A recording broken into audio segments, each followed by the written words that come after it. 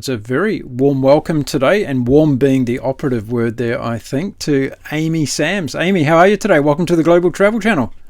Thank you very much, and thank you for inviting me. You're welcome. And first thing that you need to tell all of our listeners around the world today is, whereabouts are you? I'm in sunny Essex, England. Not too far from London. Did you put an emphasis on the word sunny there for any reason? That's just what we do in England. Sunny England, sunny Southend-on-Sea, sunny everything, which we never see the sun really. So you dream about it. Wishful thinking. Yeah. So Essex, that's a nice part of the world, isn't it? It is. It's close to London, yet in the countryside. We've got the coast. Yeah, I love it. Love living in Essex. I've grown up here, so I wouldn't move anywhere else now. Yeah, fantastic. Now, we're going to talk a lot about travel in general today, but before we get into that any further, tell all of my listeners why they should come to Essex. What is there to do in that general area that's good for tourists? Well, there's actually a lot to do. Like I said, it's in the countryside if you like nice countryside walks, countryside pubs for a good meal or just a drink. We've got quite a lot of seaside towns. The beaches aren't amazing, but it's a beach and it's a place to have a good time. And we've got quite a good nightlife. It's known for having a good nightlife and fun people, I would say. Like Essex is really good, especially if you're in London and you want to escape the city. It's 30 minutes on the train. It's perfect. So is it where you were born? Yeah. I was born in Essex. All of my family are from Essex. Never really left either. Yeah, it's a good place to live, I think. Like I say, it's close to London. It's kind of got a bit of everything. Yeah, right. Fantastic. Sunshine, you know. Well, there you go. If you're listening to the show today or watching us, then when we're all able to travel freely again, book yourself a ticket to London, but get up to Essex as well and check it all out. Yeah, and, definitely. Who knows, you might even run into Aimee in one of the pubs having lunch. You could say hello to her. Yeah, possibly could be in one of the pubs. No, nothing like a good English pub meal, is there?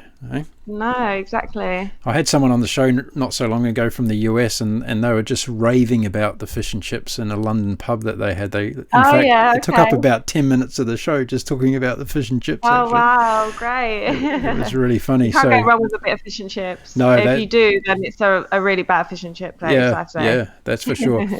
Hey, on my show, I always offer the guests the opportunity to dedicate their episode to someone special in their life. So who would you like to dedicate your show to today? Oh, probably my parents. They're extremely supportive. I still go on holidays with them. Every Sunday I'll go to their house for a roast dinner. Fantastic. We're just a really close family. Brilliant. What are their names? Carol and Stephen. Carol and Stephen. Okay, a great dedication from your daughter. So you're going to have to sit down and watch this with them now, because so they can see that dedication. Yeah, they will. Hey, I'm interested to know the roast dinner. What's on offering there? What do you usually cook up? Oh my gosh. Well, my mum does the best roast potatoes, so it's mainly a plate full of roast potatoes with some meat, all the veg. We always say to her, "Oh no, don't do any more veg," and she's constantly going back to the kitchen, coming back, getting more, and we're like, "Oh, for goodness sake." Stuffing, I love stuffing with every meat. My mum was always like, "No, it's beef, we're not having stuffing." I'm like, who cares? I like stuffing. Stuffing should go with every meal. Loads of veg. What about the beef and Yorkshire pudding? Does that get a bit of a run? Oh, yeah. Yeah. Well, my mum does try to do her own Yorkshire puddings. They don't really turn out the best, but I still eat them. Yeah. Cool. That needs a bit of improvement, but I don't know. I'm still grateful for her cooking for me. Yeah, I bet. There's a bit of a phenomenon going on around the world about baked potatoes. I always like to find out what's the secret magic sauce in the baked potatoes. Is it oil? Does your mother use oil? Like a jacket potato. We call it jacket potato. Oh, jacket potato. With the skin and stuff on. We call it jacket potato, yeah. Okay. So when I cook them with oil and salt to make the the skin go crispy. Yeah, right. Okay.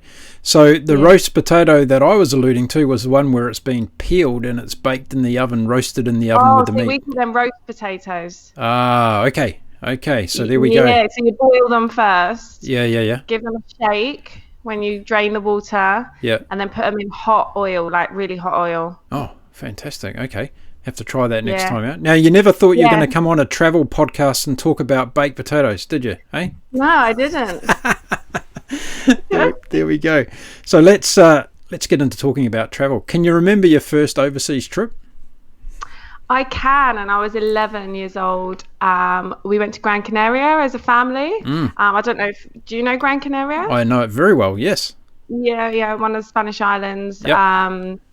I remember saying to my mum and dad, oh my gosh, I can't believe there's palm trees, a palm tree I'd never seen before. So it was a big thing, and all my friends at school had been going to Disneyland and things like this for years, and we never went. Yeah. And so we waited till we was 11, and we, the hotel wasn't the best, and it wasn't the best location or anything like that. But as kids, we just made friends with other children, and we just had the best time. Like, you don't know any different when you're a child, do you? So we just made the most of it, and we had a brilliant time. And it is something that I will always remember, like getting on the plane thinking, oh my gosh, like what's going to happen? We're going to take off soon. But yeah, I remember it really well, and I think I always will. Yeah, but that first trip always has an everlasting impression on you, doesn't it? Did you come back to school and kind of, relive the whole journey with all your friends and everything? I don't really remember that bit, but we did make really good friends with, when you're at the airport and you think, oh, I hope they're not sitting next to me kind of thing on the plane. Yeah. But I made friends with one of the girls. I don't know, must have been just playing, and our flight was really delayed, so I ended up speaking to this girl, but her family were a bit loud, and I think my parents were thinking, oh, I hope they're not going to be sat near us on the plane. Right. And they were, and then it turned out they were staying at the same hotel as us, actually next door. Oh no. Yes, but it was fine. We ended up all becoming really good friends, and spent every night with them. My parents were friends with their parents. I don't really remember coming home telling people about the holiday, but I'm sure I would have spoke about it for a long time. Yeah, right. You got to be careful what you wish for when you're sitting at an airport, right? And the departure gate. Well, I know. You do look around thinking, oh, please no. And then you sit down and you think, why me? I remember the number of times I went to Gran Canaria, the wind. It's very windy there all the time. Like it blows every afternoon. That side, all of them islands on that side are quite known as being windy, yeah. Yeah. So did you get out and do any hobby cat sailing from the beach or anything like that? I think we went on a boat trip. I can't really remember. I did go. I think I went to some Wild West thing as the part of the kids club or something. Right. In fact, we got tricked into going to a timeshare thing. Oh gosh, that was terrible. Obviously, as an 11-year-old, the last thing you want to be doing is traipsing around a hotel that your parents have got no interest in buying. Yeah, right. Let alone the money to buy it as well. So yeah, I do remember that, and I'm not sure that kind of thing happens so much anymore. Sounds I don't like know if a that bit happens of a in Australia, timeshare thing, does it? Oh or is yeah, it just it happens. European? No, it happens here as well. Yeah, there's plenty of English out here trying to buy a timeshare. So. Oh, I didn't realise timeshare was. I know there's a lot of English trying to get to Australia or already in Australia, but you guys travel far and wide. I can tell you that. Yeah. Oh yeah, we'll get out of here whenever we can, I think, just to get some sunshine. So did that trip, even at that age, you were young, you were 11 years old, but did it really ignite a passion for travel? Did you hassle mum and dad and say, when are we going away again? I actually think we might have gone away to mainland Spain that later on in the year. Oh, right. As well. Mm-hmm. I don't know what part of me thought I want to travel. I'm not sure where the switch was. It just, I have no idea. It just happened. I wish that I knew when that time was. And I don't think I'm not sure if I ever said to my parents either, I want to just travel and things like that. I don't know. It just kind of happened gradually, I guess, the bug. Yeah, right. Okay. What about your next overseas trip alone? When did that happen? When you didn't have your parents in tow? Oh gosh, I was 16. I actually went back to Gran Canaria on a girls' holiday. There was six of us. We went for 2 weeks. I'm not sure. I would never go on a girls' holiday now for 2 weeks. I wouldn't be able to. I'd come back like, I don't know. I'd be so ill. Um, yeah, and we paid, I think, something ridiculous, like £200 for the flight and hotel. But we did fly via Madrid. Right. Right. I don't know. It's only like a 3-hour flight. Yeah, we went via Via Madrid to Madrid. save Yeah. money. Yeah. Yeah. Yeah. Yeah, and I was 16, and that's something else that I'll always remember. It was fun. I don't really remember thinking, "Oh God, I'm not with my parents," kind of thing. It was just a really great time. So you didn't have that kind of sense of I'm free at last without mum and dad around on a holiday, and I'm just going to, kick my heels up, so to speak. I don't think so. No, No? I don't know. Okay. I think maybe because I was already spending a lot of time with my friends and staying at my friends' parents and things like that. I don't think I really got that feeling. I mean, I was grateful when I got home and they were there to look after me. It's always good to come home, isn't it? Yeah, especially after 2 weeks of drinking, I guess. So at that age when you're travelling, does the country and what's going on in the country mean anything to you, or is it just party time? No. Yeah, I think it was just party time, being in the sun and just not being at home, I guess. And I was at college, so being out of college and just spending time with your friends. I mean, I don't feel like it seemed like I was there for 2 weeks. Like I say, I would never do that for 2 weeks now, so I'm not sure why I did then. But yeah, I don't remember feeling, oh my gosh. And actually, the day before I went, I had passed my driving test. Oh, right. Maybe I must have been 17. Yeah, there must have been 17. Say, not that's 16. young. 17 to get your driver's license. Okay. Yeah, 17. That's when you can learn to drive in the UK. Right. So I remember thinking, oh my gosh, like I'm gonna come home and I can drive. That's amazing. Yeah. I don't remember feeling or thinking anything else really. Right. Well, I'll tell you what, I'll give you a little bit of a side note here. I got my driver's license when I was 15. You're allowed to get it at 15 in New Zealand. Oh, really? Okay. Yeah, so I was already on the road for 2 years by the time you had got yours and were out there. Yeah. I'm not sure how does the driving license work in New Zealand? Is it you have to have a provisional first, or? No, not in those days. You just went round the block with the driving instructor and he signed a piece of paper and gave you your license, basically. So oh, wow. Okay. it was, very, very dangerous because there was people on the road that obviously shouldn't have had a license, but these days I think it's a lot more thorough. Is that still the same now? Like, is it 15, the age still there now? Good question. I haven't been there for 40 odd years, so I'll put that out to I'll put it out to the listeners. All you Kiwis, all the Kiwis listening, let us know what's the age of getting your driver's license now in New Zealand. I have no idea at all, Amy. We'll find out though, and I'll let you know whether it's changed or not. So at school, what was the kind of ambition as far as a career goes? What were you dreaming of being when you left school? I thought I'd always be a hairdresser, actually. I thought I'm going to leave school and I'm going to go to college and I'm going to do hairdressing. Right. And I think what changed my mind was I moved school when I was in year 9, so I'm trying to think.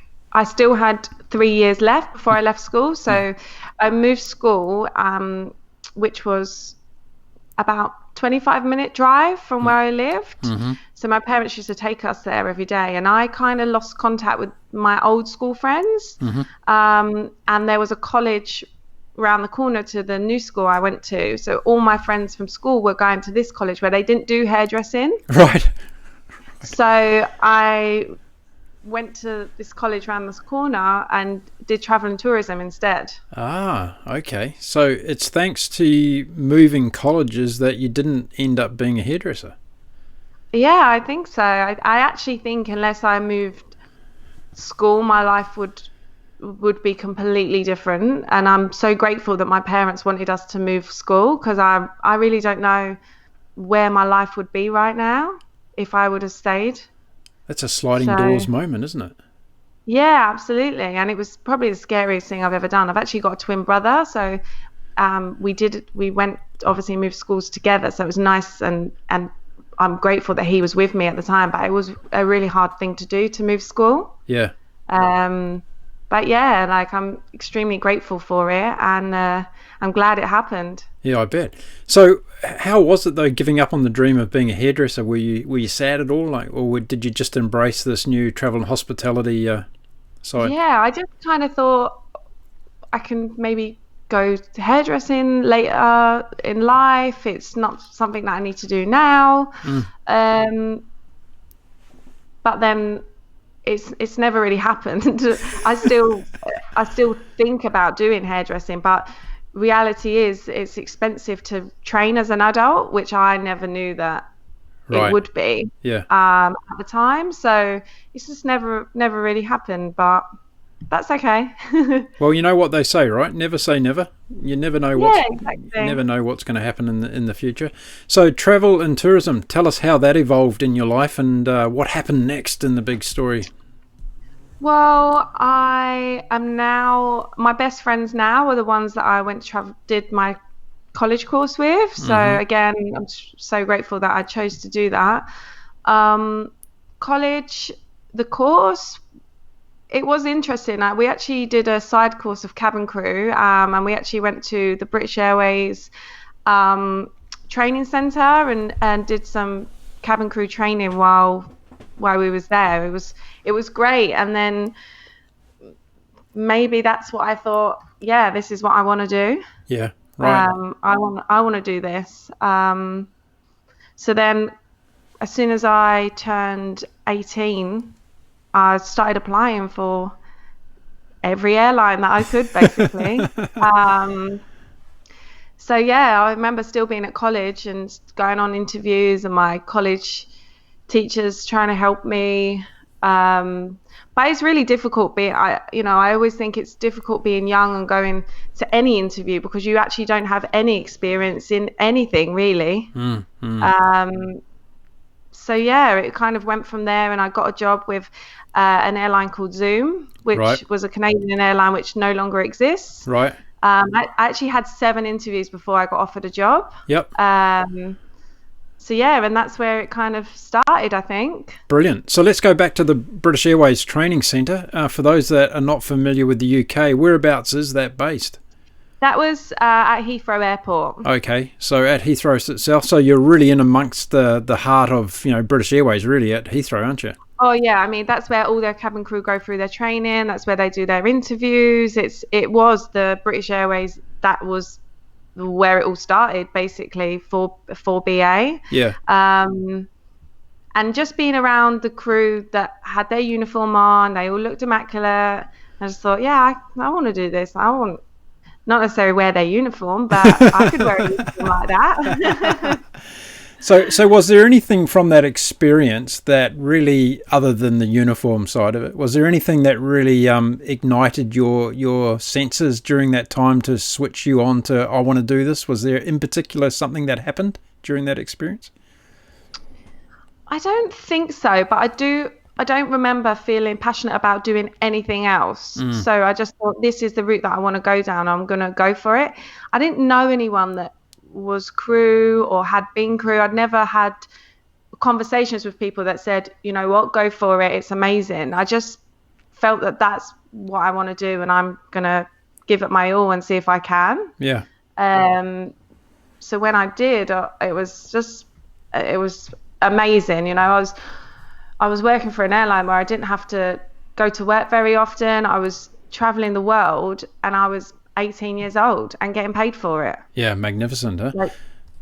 Yeah, exactly. So tell us about the 7 interviews, because that seems like an extraordinary long process to go through to get a job at Zoom Airlines. So what were the different takes on the interviews? Well, I don't know if you know much about airline interviews, but you basically have you have group work. So first of all, you'll go and do group work in groups. And then if they don't think that you're good enough in the group work and the presentation side, they will just send you home. Oh, okay. But if you pass that bit, then you'll stay and have the 2-to-1. So it isn't just a case of just turning up and you having a 2-to-1 interview with someone and having, a 20-minute, half an hour conversation. It's a whole process of, the day. So yeah, it was long, and my dad used to take me to all these interviews.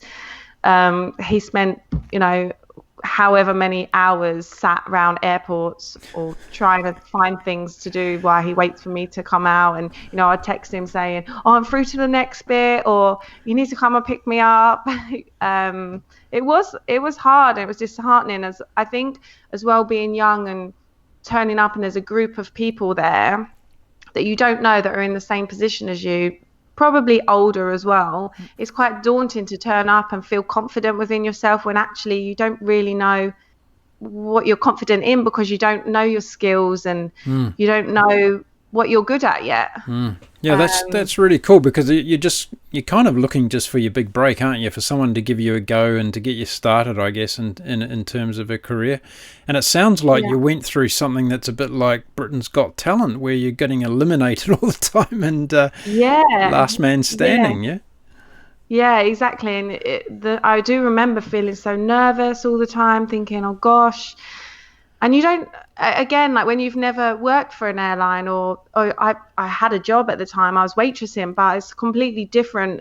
And you sat there thinking, I don't really know what they want me to do here. Do they want me to talk a lot? Do they want me to be a bit quiet? When you'd have no experience in what they actually want, it was difficult. It was really difficult. And it was disheartening as well when, now there's definitely not many airlines in the UK, but there's not that many, so to have 7 interviews for the 7 different airlines it was a lot of airlines. Yeah, exactly. Well, you're the second aircrew member I've had on the show, and the other one was from Mexico, and it was interesting listening to her compared to you, because you've got different processes that you went through even though you're going for the same job. So it's really interesting to hear how it differs on different parts of the world. How many people were left standing after that training day at Heathrow? What do you mean? Sorry. Well, everybody went through the training, but did everybody get to the end of the training, or did a lot of people get eliminated? It was like a day out. It wasn't anything serious. It was just kind of like a school trip kind of thing. So it was an orientation type of thing, was it? Yeah. Like my teacher, she had arranged it for us to just go and experience what it was like. So yeah, I think 2 of us out of the course became crew in the end. Okay, just 2. So 2 out of, okay, fair enough. So what about Zoom Airlines? So you remember day 1 on the job with Zoom Airlines and how that unfolded? Yeah, I mean, at the time we was just flying to New York. Right, just New York, greatest city in the world. Yeah, I know. I had been to New York before, but of course I was excited to go there.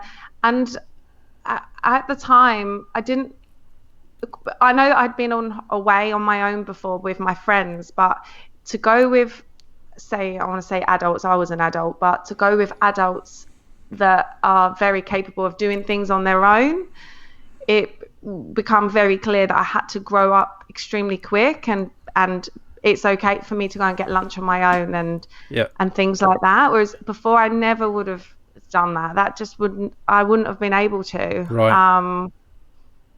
But yeah, it was great. And then different destinations got added across America and Canada. In the winter, we did Thailand and India. Yeah. That was 2 weeks away from home when we did Thailand and India via Denmark. Yeah. I mean, I don't remember missing home or anything. I just was having a great time, So I'll tell you what, when I was researching for the show today and I came across Zoom Airlines, I've been in the aviation industry all my life and I've never heard of Zoom Airlines. I'd never heard of them before. I've never flown on them, and I've flown over, what am I up to, 5,826 flights so far in my life. and I've never heard of Zoom. So where were they based before they went bankrupt? Well, it was a Canadian airline that then they decided to make a base in Gatwick. Okay. At Gatwick, London Gatwick. Right. But it was almost two separate airlines. We were Zoom UK and they were Zoom Canada. They were separate, so we didn't do any connecting flights or anything like that with them. We actually only had 2 aircrafts. Yep. In London. I was only there for 10 months and then the airline folded. Right. Yeah, so not many people had heard of them. I'm disappointed. Yeah, I actually I don't know if you've seen This Is Us on Amazon Prime. No, I haven't. They actually said on there, I just flew with Zoom Airlines and stuff. And I was like, oh my gosh. No one's heard of them and now they're talking about them. So now they're talking about them. Crazy, yeah. I'm not going to get you. I'm not going to let you off getting away from your first flight to New York. I want to know what position were you in on the flight crew? What was your station on the aircraft for that flight? Do you remember? I don't really remember, but I remember feeling extremely nervous. Actually, I was supernumerary, so I didn't actually have a position, I don't think. Right. And there was another guy with me, and he got to sit in the flight deck for takeoff and landing. Yeah. I was really jealous. I was just like, oh, do you want to swap with me? And he was just, no. I remember being extremely nervous because it's almost like being on show. You know, when the passengers come on, you know, you're on the stage, and if they ask me something, am I going to know it? I don't know where anything is. I just remember feeling extremely nervous about it. Trying to think how I felt when I landed into New York. Yeah, how was that? It must have been amazing going to New York as your first trip for your new job. Yeah. I remember we all met and we went for walks around the city. I'm trying to think what else we did. I'm not sure we was there for very long. I think we might have only been there for one night, which was fine, as I knew that I was going to be going back probably the next week anyway. Yeah, I do remember thinking, oh, this is literally amazing, that this is my job, and I don't know, as much as I wanted to be crew, I never thought that I would get paid to go to New York. Yeah, right. So how long did it take you to get kind of in the rhythm of the job and feeling relaxed and comfortable? Did it take you very long? Yeah, I would say probably about 6 months, and they do say with crew that it does take about 6 months because you're not doing it every day. And especially if you're working on different aircrafts, it takes a while to get to know where different things are and how things work.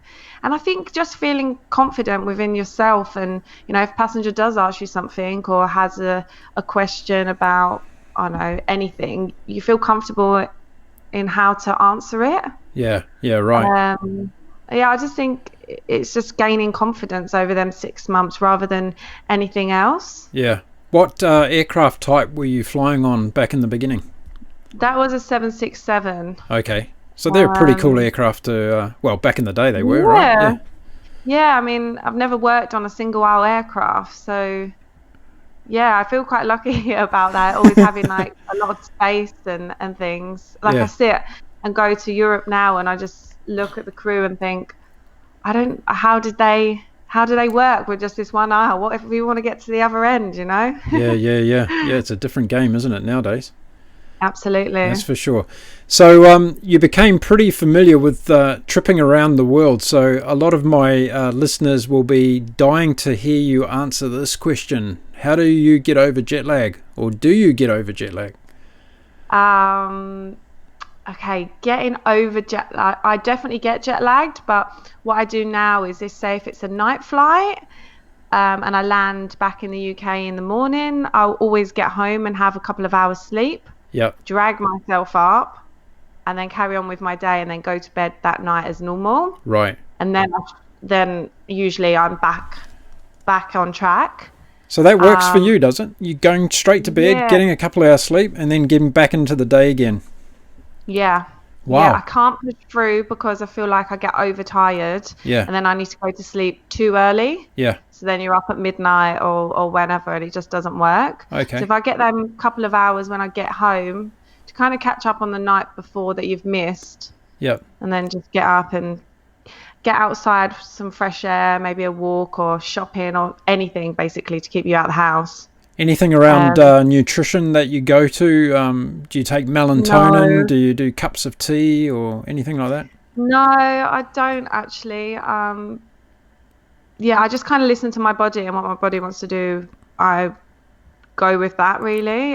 Like I say, if you're out the house and you say on a walk, etc., you can't sleep anyway, so your body will automatically kind of wake itself up and you feel a bit more normal again. Yeah, right, right. The So worst thing you can do is get home and just go to sleep all day, all day, yeah, yeah, which is what you feel like doing. yeah, exactly. So all this travel that you started doing and you were heading off around the world, how did it change your perception of the world? You know, meeting so many different people, different cultures, going to places that you'd probably heard of or seen on television and movies and stuff, and here you were living the dream. How was it in terms of your impression of the world? Oh gosh, I just feel so grateful that I've met so many different people and people from all walks of life, and I really enjoy sitting down, speaking to them and hearing about them. Yeah, I mean, I've been to places that I never even dreamt of going. Not necessarily with work. My holiday list destination is constantly growing. I'll be to go to one place and then think, oh my gosh, I need to go to this place and then this place, and constantly it just grows. Like you're ticking them off the list, but once you've ticked one off, you've got three that you've just added.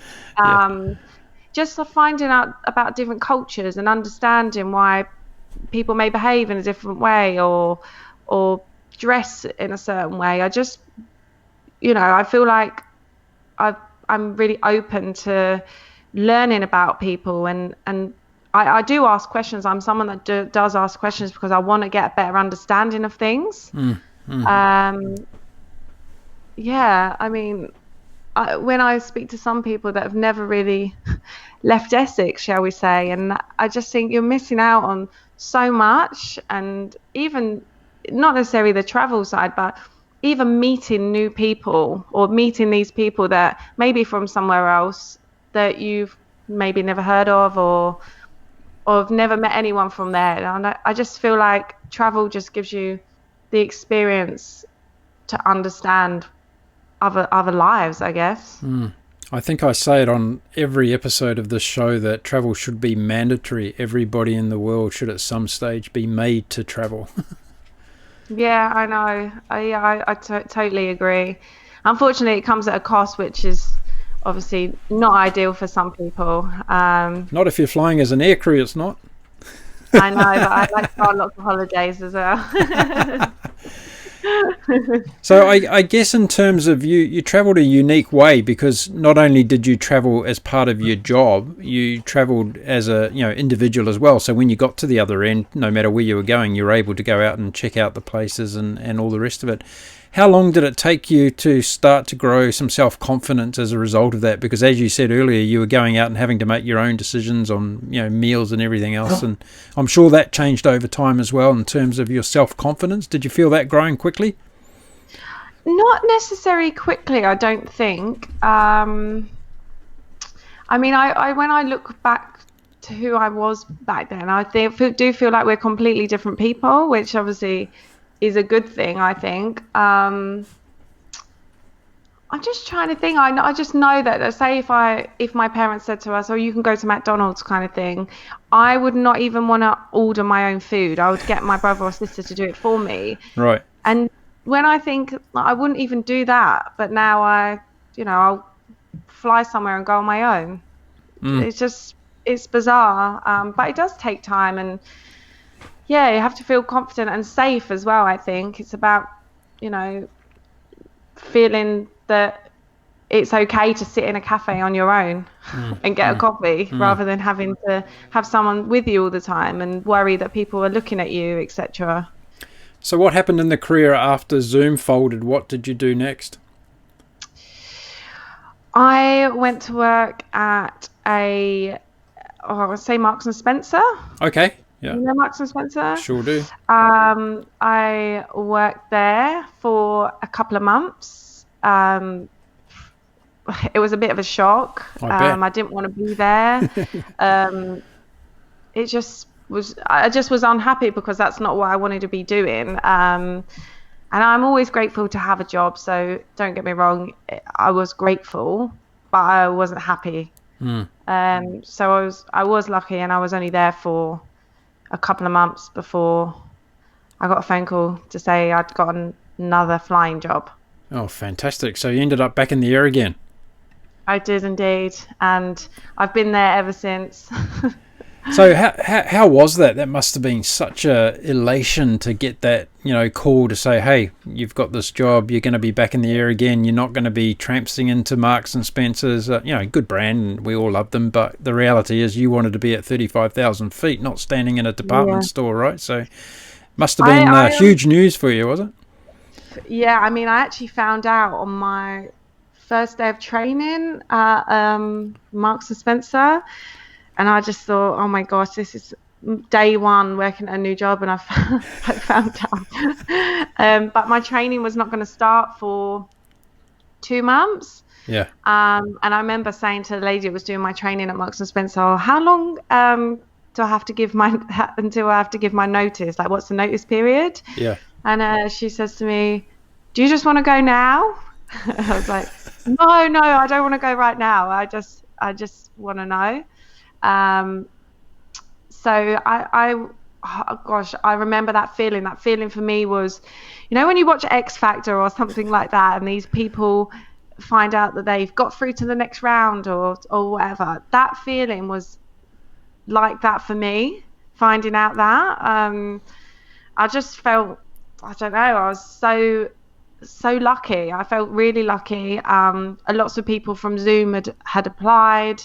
And not got it. So I was so pleased. And I remember I got home and said to my mum and dad, and they just, they're like jumping up me and stuff. It was amazing feeling that I won't ever forget. You got the golden buzzer, eh? You got the...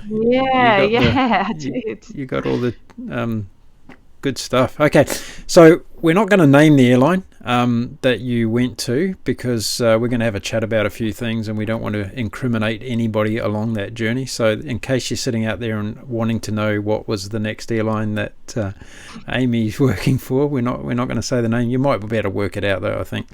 So tell us, after having your experience at Zoom and going into another airline, is there a big difference between, let's say, the airline themselves? Huge. I mean, the airline that I'm with now is a premium.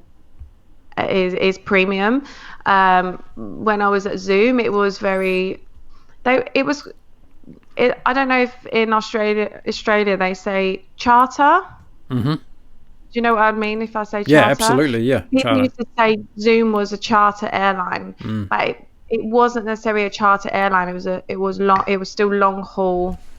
It was meant to be a premium airline, but the airlines now, they're worlds apart. And I feel like where I am now, it's just changed me, and I've kind of grown so much over the last 12 years that, again, I don't really recognize myself from back then. And it's just made me who I am, and I love it, and I like who I am.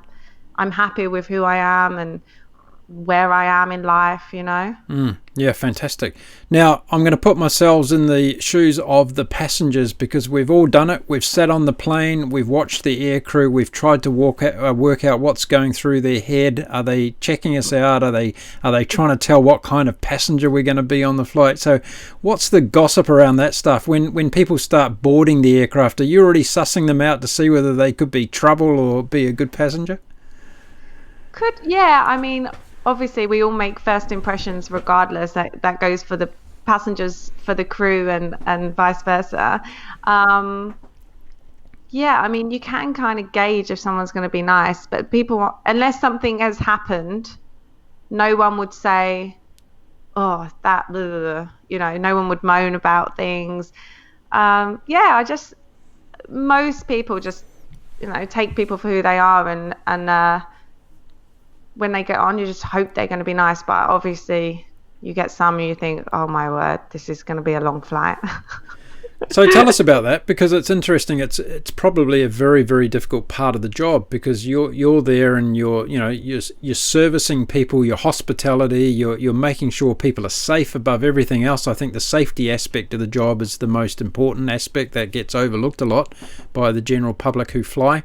But at the end of the day, what percentage of troublemakers do we have on each flight? Is there a very low percentage of troublemakers? Yeah, I would say very low. I know some airlines get a lot of, say, people drinking, and depending on what destinations you fly to, I think that makes a difference. But where I fly to, the flight is so long, and people aren't going for a party, they're going for different reasons. So that kind of thing we don't really have a problem with. I think if people are troublemakers in general, they'll do it regardless whether they go to a restaurant, to a bar, to a cafe, on a flight. That's just the way that they are. They like things in a certain way, and if things aren't done the way they like it, they'll let you know. Yeah, right. I guess in terms of job satisfaction, you've got one of those jobs that's literally different every day, isn't it? Like, you've got different conditions, you've got different passengers, you've probably got different crew on a lot of occasions as well. Does that keep it interesting? Is that part of the job that you like? Yeah, absolutely. I mean, obviously you have good days and bad days. Mostly days are good, but you know that when you get off that flight after having a bad day, that day is gone, it's forgotten about. We're not going to see them passengers, or that scenario is not going to happen again. It's the next time you go to work, it's a fresh start, know. And where we do work with different crew, those crew don't know what's happened on your last flight, Right. what you've gone through. So yeah, it's good because every day is completely different. Yeah, that's a good point, that, isn't it? You're turning up and working with a new bunch of people, and as you say, they got no memory of what happened to you on your previous flight, and that can be a good thing and a negative thing, I guess. Absolutely, yeah. So you've been flying a lot now. How many years in total have you been up in the air? Almost 13. 13 years. So you've done a few miles. Do you know how many flights you've taken? No, Not completely counting lost count. Lost No. count? What's the hardest part of the job for you? Hardest part is probably just tiredness on board the aircraft. Obviously, everyone gets tired, etc. But I don't really sleep on my breaks. So it is just tiredness. Apart from that, you do get grumpy passengers, but everyone's different. They can be grumpy if they want. Nothing. I don't really have many negatives about it. I love it all. Okay, well, let's go through some of the favourite lists, because I'm sure people are wanting to know what are some of your favourite destinations and places. So out of 13 years of air travel, you must have a list as long as your arm as far as favourite places you've been, have you? Yeah, not necessarily flying with work, but holiday, where I've been on holiday, my favourite would be Sri Lanka. Yeah, right.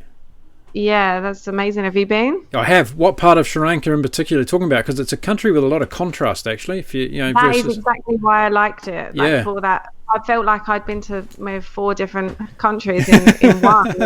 It was amazing. All of it. I am a bit of a beach bum. I love laying on a beach and tanning. So when we got down to Marissa, I did love it, and it was beautiful, and we just kind of made our way around the coast. Yep. But we did start up I'm trying to think, in the middle of the country. So did you go for did you fly into Colombo, or did you go to the other airport? What is it? Colombo. Colombo, okay. So you went to Kandy, up where the tea plantations are? Kandy, yeah, but just above that as well, we went and we stayed in a beautiful hotel. Yep. I want to say Cambodia or something. I can't think what it's called. Okay. And then we just made our way down. To Gaul? Yeah. Oh, we were actually, Gaul was one of the last places we went, actually. And then we got the train back to Colombo, which was an experience in Yeah, that's an itself. experience, that train, isn't it? Yeah, I've been on that. That's amazing. Yeah. Talk about Yeah. taking your life into your hands. Well, yeah. I mean, when we got off, well, we tried to get off, but the passengers trying to get on were already basically sat on our lap, suitcases to try and get off. It was, I literally got off the train and just thought, I have no idea what's just happened. Like, well, like, I was completely shocked as to what had happened. But yeah, like Sri Lanka, if anyone gets a chance to go, then definitely go, because it's an incredible place. Did you go to Tangal, which is actually south of Gaul? Did you get past Gaul at all? Did you go down the coast even further to the bottom? I think Marissa was the furthest that we went down. Okay, so you should go to Tangal, because if you like beaches and all that sort of stuff, that's absolute paradise down there. Really, really beautiful. Oh, really? Okay. Yeah. So it's a Let's go little back bit then, further to aren't I? go on that treacherous road, but Yeah. it's worthwhile the trip down there. So you've got a reason to go back to Sri Lanka now, anyway. Yeah, I didn't really need one, but I think where I go now. Okay, whereabouts else on the list of wonderful places around the world that you have been to? Obviously, the Maldives is amazing, Yeah. but there's not really any culture there. You Sit only go there for one reason, don't you? And that's to chill out and do on the nothing. beach. Yeah. Yeah, and don't get me wrong, like I say, I love doing that, but I only went for 5 nights, and that was enough. Yeah. When you're staying on a small island, there's not really much to do. Plus, I was super burnt. Like, the sun there is really strong. Strong, yeah. Trying to think where else. I love Europe, to be honest. I always feel like we travel really far from the UK, where there's amazing places just a couple of hours away from us. And every place that you really go in Europe is really different as well, considering how close everything is. It's very different in each country. I really like Greece. I actually go to a place called Menorca every year with my family. We've been going for about 20 years now. So anyone that wants to come to Europe and go to a Spanish island, honestly, it's beautiful. It is, yep. Have you been? I have, yeah. I used to play tennis. Oh, okay. I used to play tennis there. There's a big tennis Did you? academy Okay. these days. Now, you have to test me out a bit harder for a place I haven't been to. Have you been to? Yeah, I know, right? Have you been to Somalia? I don't. Oh no. Okay, I suggest you don't go. It's not a very safe place, but it's a fascinating. Yeah, that's what I'm thinking. It's a fascinating place to go to. Yeah. What about up in the Arctic Circle? Have you been up right up the top of Lapland and Sweden or Finland? I've been to Iceland. Iceland, have you? Okay. There's only one reason to Yeah. go to Iceland, and that's the nightclubs, right? It's Reykjavik's. No, I didn't go nightclubbing. You look me in the eye and tell me that you didn't go to a nightclub in Reykjavik. I actually didn't, but it's because I was with a boyfriend. If I was with my friends, it probably would have been a different story. But yeah, Iceland's amazing too. Yeah, it is amazing. And getting out of the city, the thing about Iceland is, you've got all the hot springs is fantastic, but the actual geometry of the land is just so amazing. Like, it's just like being on the moon in some places. It's incredible. Not that I've been on the moon. There. I haven't been on the moon, by the way, but I'm sure you'll get there. I'm trying. Yeah. Now, tell us, let's get some of your favourite things to do with work. So where's your favourite airport in the world? Oh, I think Singapore Airport is amazing. Yeah. It's so beautiful. Yeah. It doesn't really feel like an airport either. I think they've done it really well. They have, and it comes up trumps every time. I think every time I ask someone on this show, it's always Changi Airport comes up as number one. I lived in Singapore for 7 years, and I used to love coming back into that place. I was out of the airport and back home within about 25 minutes of wheels down. It was just incredible, the efficiency of that place. Yeah, it is really efficient. It's so Singapore's clean anyway, but it's just amazing. And I don't know if have you seen Jewel? I have. The new yeah. I mean, even that, like, if you get a delay or something, at least you got something nice to go and look at, or it's just a really nice place. Yeah. Beats the old Terminal 1, doesn't it? Oh, yes. Spent too many hours in that place as well. So what about hotels? Where are some of your favourite hotels around the world? I'm going to have to say Dubai. When I used to fly to Dubai, we got put in a brand new hotel where it was just us crew staying there. I mean, the rooms were just amazing. Considering we weren't paying for it, I remember that it was just really, really nice. There's nothing better than, having a long day out or whatever, knowing that you're going back to a nice hotel, is there? Yeah, exactly right. Yeah. So tell us about that, because you've been in the industry a long time. Has the layovers and that changed a lot over the years in terms of, are you spending less and less time in places now? Are the turnarounds faster? Yeah, I mean, obviously airlines is a business, so the sooner they can get you back home, the sooner they can get you working again.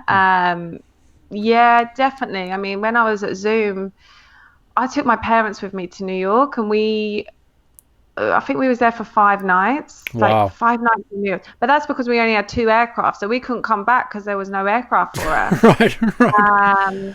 So, yeah, I mean, when I go to Singapore, I'm only there for 28 hours. It's a long way to go for 28 hours, but at the same time, it's enough time because I've been there so many times. Yeah. If you know what I mean? Yeah. But yeah, definitely. As soon if they can get you home earlier, they'll definitely do it. So that's another good point as well. You go to places so many times. Do you get to a stage where you just don't want to go out too much anymore? You just want to stay in the hotel and chill out? I mean, definitely my life has kind of changed as I got older going away. It used to be like late nights and things like that, whereas now I'm very much, I go away to kind of chill out and come back, and my life is at home, and that's the way I see it. Like, my life's at home. I go to work, if you know what I mean. Yeah. But yeah. So it's more of a job today than definitely. it was in the beginning. It was more an adventure in the beginning. It's become more of a job. Is that right? I don't want to put words in your mouth, but Yeah, I would say that, but it's still a job that I absolutely love. yeah. So it is, it definitely is. And obviously when you're going to the same destinations, you've kind of done everything and seen everything. So it's actually quite nice to get to that stage where you don't feel the need to have to go and do something, and it's okay to just sit around the pool. Yeah, you right. know, and still call it work. So Yeah. Well, we can't get through this podcast without talking about COVID-19, because it's had such a huge impact on the travel industry, and in particular what you do. So how has COVID-19 impacted your job and your life? Well, I'm no longer in the skies for we don't know how long for. I've got an office job now, which, as you can imagine, is just not the same. I know a lot of the crew that I work with are still struggling to find work, which is just worrying times for everyone, thinking, we've lost a job that we absolutely love, to go and do, jobs that really no one wants to be doing. And that's the reality of it. We're having to do jobs that we don't want to do. Yeah. And actually need these jobs. Does it make you appreciate more what you had in terms of that flying career? I mean, I knew that I had it really good. I knew that I was lucky, but absolutely. And I know others that were thinking of leaving flying and now like, what was I thinking that I was going to leave this lifestyle? Because it is a lifestyle. It's not necessarily a job. It's a lifestyle. To now doing 9-to-5 jobs. If you're a 9-to-5 person and that's what you enjoy, that's absolutely fine. But to come from a job that didn't feel like a job to now actually getting up every morning and going to work is difficult. So what's the word on the street as far as, obviously you still talk to your colleagues that you're with and all the rest of it. So what's the talk on the street about when it's coming back, if it's coming back, what's it going to look like when it comes back? What are you hearing? What it's going to look like, I have no idea. It will be very different. I mean, everyone is just hoping that it kind of happens sooner rather than later, obviously, but there doesn't seem to be much shift. Nothing seems to kind of be improving. I know, especially here in the UK, most things are open now and you can kind of do most things, like nothing's really restricted. But obviously with travel, it's completely taken out of everyone's hands because it's the government of the countries that, the borders are closed and you've got a quarantine. It just is making things really difficult. So even the airlines in the UK have closed bases. Lots of people have lost their jobs. So I'm still lucky to be employed.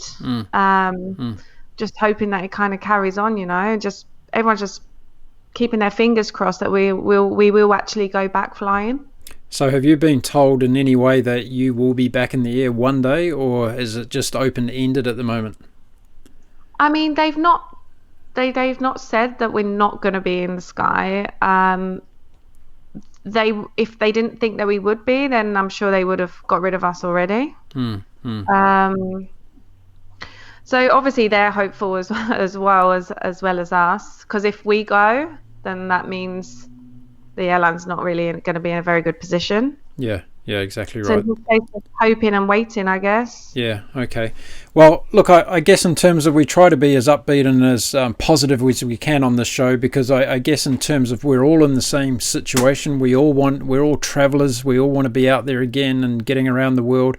And one thing we've got to remember is that COVID came along basically overnight and shut the world down, and it can go away just as fast. So there can be a solution that we can all get back to, in your case, flying and doing your job, and us travelling the world and seeing all these wonderful destinations. Aimee, it's been absolutely wonderful having you on the show. I want to keep in touch with you and have you back on the show once you get back in the air again, because we want to hear some more stories from you. And, we could go for another couple of hours talking about travel with you. There's no question about it. So thanks very much. And listen, I want you to pass on my best regards to your parents and have a lovely Sunday roast this weekend. I will. Thank you so much. Okay, bye-bye. Bye.